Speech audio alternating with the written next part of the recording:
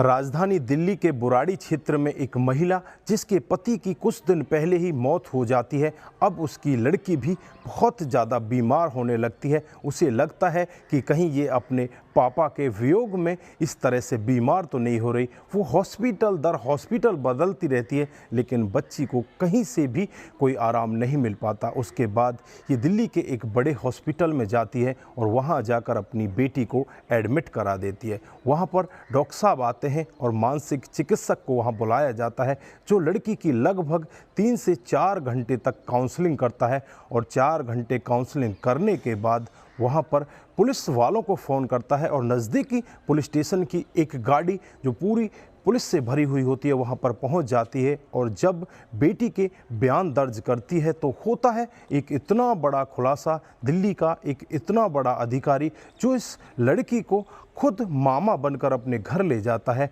और इसे माँ बनाकर छोड़ देता है। दोस्तों, अगर आप भी इस बेटी की अपबीती पूरी कहानी के बारे में जानेंगे तो एक बार के लिए आपको बहुत ज़्यादा क्रोध भी आएगा और ऐसा भी लगेगा कि ऐसे इंसान, ऐसे शैतान हमारे समाज में क्यों घूम रहे हैं। दोस्तों, जानते हैं पूरा मामला क्या था। नमस्कार, जय हिंद। आप देख रहे हैं APH न्यूज़ राहुल रावत के साथ। तो दोस्तों, आज की जो हकीकत की घटना है, इस घटना की शुरुआत सन 2020 से होती है। कोरोना काल आया था। कोरोना काल में सभी लोग अपने घर पर बंद होकर रह जाते हैं। यहाँ पर भी ये परिवार ज़्यादातर अपने घर के अंदर बंद हो जाता है। उससे पहले ये परिवार एक अच्छे खासे परिवार में गिना जाता था, क्योंकि जो इस परिवार का मुखिया होता है वो अच्छा खासा बिजनेस किया करता है। और जो इस परिवार की औरत होती है, यानी कि एक लड़की की माँ, लड़की नाबालिग होती है और वो माँ घर में ही रहकर अपनी बच्ची की बड़े अच्छे से परवरिश किया करती है।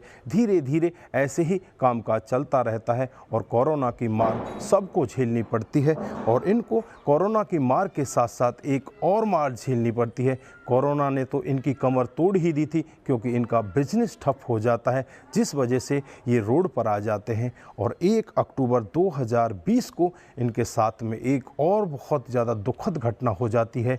जो इस परिवार का मुखिया होता है, इस बच्ची का पिता वो रोड एक्सीडेंट में मौत का शिकार हो जाता है। उसके बाद ये परिवार टूटने लगता है, बिखरने लगता है। इधर जो लड़की होती है उसकी हालत बहुत ही ज़्यादा ख़राब होने लगती है। अब माँ को लगने लगता है कि बेटी की हालत बहुत ज़्यादा ख़राब हो चुकी है, क्यों ना बेटी को कहीं दूसरी जगह किया जाए, क्योंकि हमारी आर्थिक स्थिति भी ऐसी नहीं है जिससे कि मैं बेटी की अच्छी तरह से परवरिश करूं। इससे पहले 2018-19 में ये एक चर्च के अंदर जाया करते थे और उस चर्च में इनकी मुलाकात होती है प्रमोद एक खाका नाम के व्यक्ति से, जो कि महिला एवं बाल विकास में डिप्टी डायरेक्टर के पद पर होता है। उसकी पत्नी का नाम होता है सीमा रानी।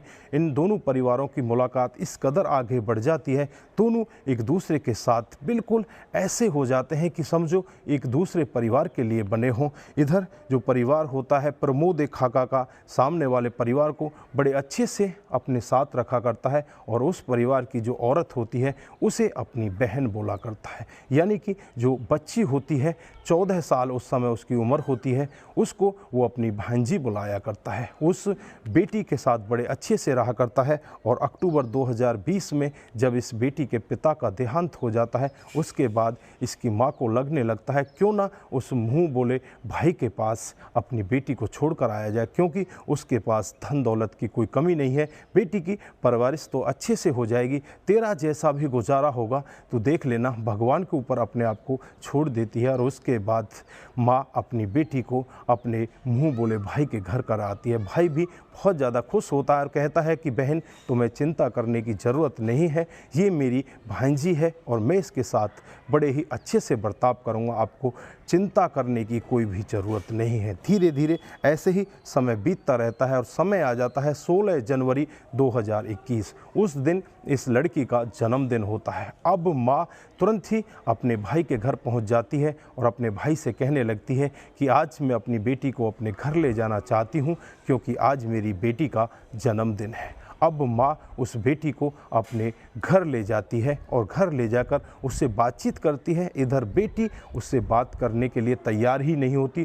बेटी बहुत ही ज़्यादा दुखी रहने लगती है। माँ इधर उधर हॉस्पिटलों में उसे ले जाती है, लेकिन कहीं से भी उसका इलाज नहीं हो पाता। उसके बाद धीरे धीरे समय ऐसे ही बीतता रहता है और 2022 आ जाता है। बेटी की हालत डे बाय डे गिरती चली जाती है। बेटी की हालत में कोई सुधार नहीं होता। 2022 में माँ उसे एक बड़े हॉस्पिटल के अंदर ले जाती है।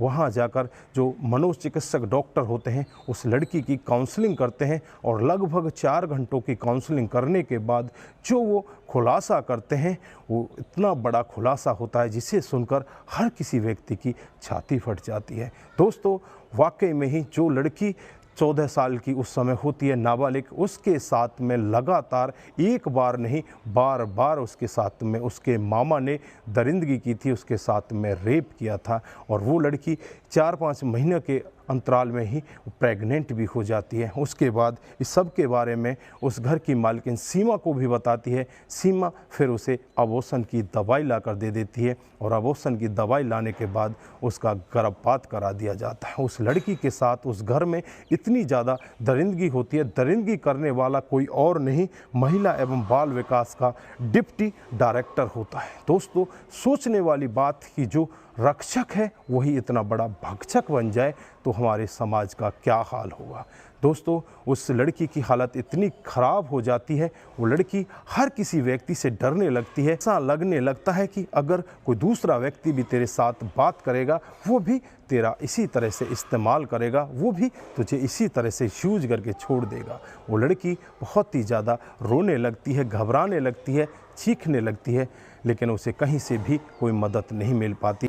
जो उस घर का मालिक होता है प्रमोद खाका, महिला एवं बाल विकास का डिप्टी डायरेक्टर, वो उस लड़की को धमकाता और उससे कहता है कि अगर तूने इस सब के बारे में किसी को बताने की ज़रूरत भी की तो तुझे तो मार ही दिया जाएगा, साथ साथ में तेरी माँ को भी इस जहाँ से विदा कर दिया जाएगा। वो लड़की इतनी डर जाती है, इतनी घबरा जाती है, अंदर ही अंदर घुटती रहती है। 1 साल तक अपनी माँ को इस सब के बारे में कुछ भी नहीं बता पाती। जब उसकी हालत बहुत ही ज़्यादा ख़राब हो जाती है, हालत ख़राब होने के बाद इस सब के बारे में फिर पता चलता है। ये मामला 7 अगस्त को उजागर होता है और 7 अगस्त के बाद 20 अगस्त को इन दोनों को गिरफ्तार कर लिया जाता है, जिसमें प्रमोद खाका को गिरफ्तार किया जाता है, उसकी पत्नी सीमा रानी को भी गिरफ्तार किया जाता है। इन दोनों को गिरफ्तार करके इनके खिलाफ पॉक्सो एक्ट लगा दिया जाता है और तमाम धाराएं लगाकर इन दोनों को जेल के अंदर बंद कर दिया जाता है। दोस्तों, पुलिस अभी जांच पड़ताल में लगी हुई है और भी कुछ ज़्यादा इसमें अगर कुछ खुलासा होता है तो वो भी आपके सामने हम लेकर जल्द ही हाजिर हो जाएंगे। दोस्तों, लेकिन यहाँ पर सोचने वाली बात कि एक मामा जो उस लड़की का बनता है, वही मामा उस लड़की के लिए इतना बड़ा दरिंदा बन जाता है और उस 14 साल की लड़की के साथ में इस तरह से दरिंदगी करता है, उसे प्रेग्नेंट करता है, उसे माँ बना देता है। उसके बाद उसकी खुद की पत्नी उसका अबॉर्शन करा देती है। दोस्तों, वो लड़की इतनी परेशान हो जाती है, उसकी मानसिक स्थिति इतनी कमज़ोर हो जाती है, वो अपनी माँ को भी कुछ नहीं बता पाती। जब हॉस्पिटल में मनोचिकित्सक उसका इलाज कर रहे होते हैं तो वहाँ जाकर इस सब के बारे में खुलासा होता है। तो दोस्तों, इस घटना के बारे में आप क्या कहना चाहते हैं? ऐसे व्यक्तियों के बारे में आपकी क्या राय है जो इतने बड़े ओहदे पर होते हुए भी इतने गलत काम को कर जाते हैं? दोस्तों, ऐसे व्यक्तियों को किस तरह की सज़ा मिले, आपकी क्या राय है? आपकी जो भी राय है एक बार कमेंट बॉक्स में ज़रूर दीजिएगा। दोस्तों, इस घटनाक्रम को सुनाने का उद्देश्य सिर्फ आपको जागरूक करना है, आपको बताना है कि हमारे समाज में इस तरह की घटनाएं भी हो रही हैं। तो आज के लिए बस इतना ही, फिर मिलते हैं किसी नए मोड़ के साथ। तब तक के लिए आप अपना ख्याल रखें, अपने परिवार का ख्याल रखें, सतर्क रहें, सावधान रहें और ऐसे क्राइम को अपने आसपास ना होने दें। नमस्कार, जय हिंद,